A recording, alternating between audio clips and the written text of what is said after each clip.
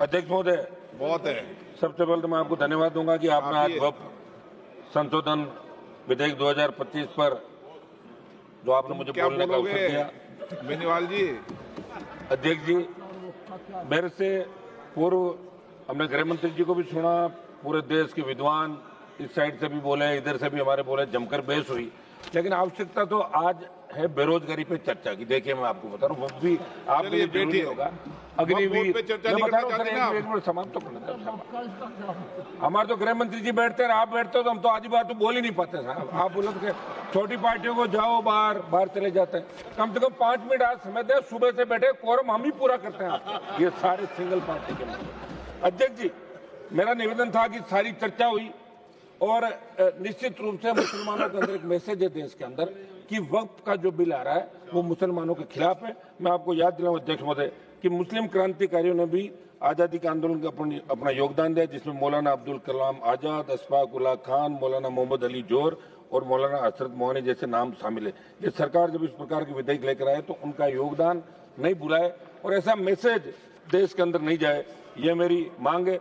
अध्यक्ष जी, बिल जब आया था तो यहाँ बड़ी चर्चा हुई और गर्मा गर्मी के अंदर सरकार ने इस बात को स्वीकार किया कि बिल को जेपीसी को भेजा जाए और ये जेपीसी के अंदर चला गया। जेपीसी की खबर रोज हम पढ़ते थे कि विपक्ष के सांसद जब अपना सुझाव रखना चाहते तो उनको बोलने नहीं दिया जाता और जेपीसी के अंदर जब और सुझाव आए तो उनसे हटके खाली एक फॉर्मेलिटी की जेपीसी में भेजने की। जो सुझाव जो संशोधन चाहते थे वो इसके अंदर नहीं गए। मेरी मांग है कि आप इसके अंदर बड़ा मन रख के विचार करें गृह मंत्री जी। अभी कोई इस बिल से परमानेंट कुछ नहीं होने वाला, मुझे नहीं लगता कि इससे परमानेंट कोई सरकार अपनी बढ़ती रहेगी। और जो चीजें उस पर विशेष रूप से आप ध्यान दें।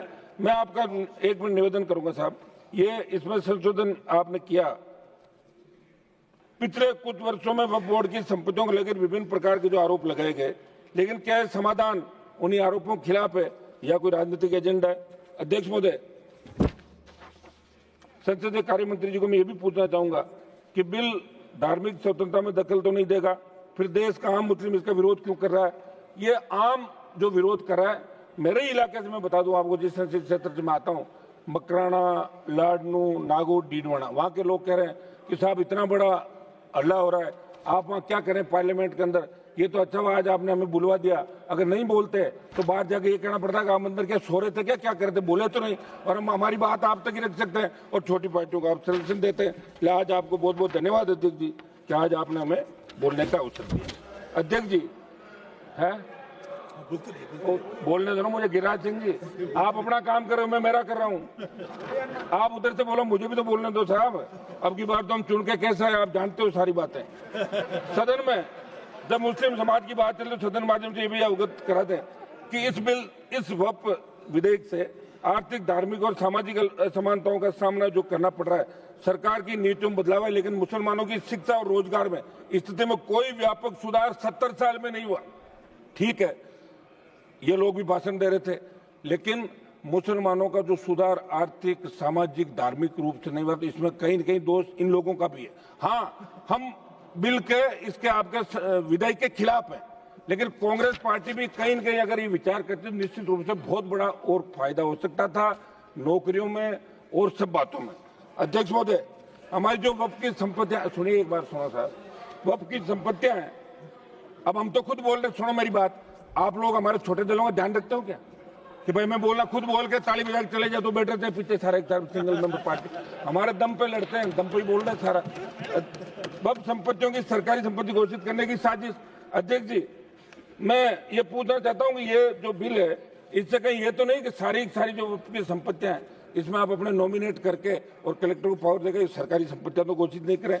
ये एक बहुत बड़ा मुद्दा इस देश के प्रत्येक व्यक्ति के मन, सामाजिक ताना बाना। अध्यक्ष महोदय, इस बिल लाने के पीछे सरकार की मंशा पर सवाल निशान खड़े हो रहे हैं, क्योंकि आपकी नीतियां उद्योगपतियों के हित को देखकर बन जाती है। जैसे जमीन को धार्मिक और सामाजिक कल्याण के लिए संरक्षित किया गया था, उसे हड़पकर बड़े उद्योगपतियों को बांटना, मुस्लिम समुदाय के अधिकारों को चिरा जाना। एक मिनट समाप्त करो। इसलिए ये कैसे सुनिश्चित होगा कि मुस्लिम समुदाय के अधिकार का नहीं होगा? ये सरकार के जिसमें अल्पसंख्यक हितों को नजरअंदाज कर पूंजीपतियों को फायदा पहुंचाया जा रहा है। ये अन्यायपूर्ण नीति न केवल संविधान के मूल्यों के खिलाफ है, बल्कि सामाजिक ताने बाने को भी कमजोर करने का बड़ा षड्यंत्र है। अध्यक्ष जी, मैं ज्यादा इन पन्नों में नहीं जाऊंगा, फिर आप कह दोगे कि पन्ने पढ़ रहे। मैं तो राजस्थान की बात करूंगा। राजस्थान में जो वक्फ की संपत्तियां, ये मेरे प्रदेश के अंदर वक्फ की कौन सी संपत्तियां हैं उनके बारे में लोगों को पता ही नहीं।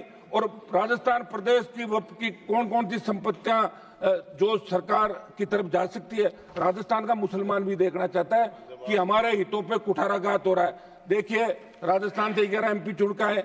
बड़ा मुझे वो कहते हुए वो आ रही है कि 11 में से कांग्रेस पार्टी कम से कम एक को तो बोलने का मौका देती है। आप उधर से, मैं ही बोल रहा हूँ, ये भी मेरे ही खाते में सारा। मैं ही लड़ाई लड़ रहा हूँ यहाँ पे, मुसलमानों की भी लड़ रहा हूँ, मेरे समाज की लड़ रहा हूँ, अग्निवीर की लड़ रहा हूँ, किसान की लड़ रहा हूँ, बेरोजगार की लड़ रहा हूँ, बढ़ती महंगाई की, भ्रष्टाचार की और बढ़ते अपराधों की सारी लड़ाई मुझे लड़नी पड़ रही है। इस बिल का अध्यक्ष महोदय मैं विरोध करता हूँ और मैं चाहता हूँ कि बिल ये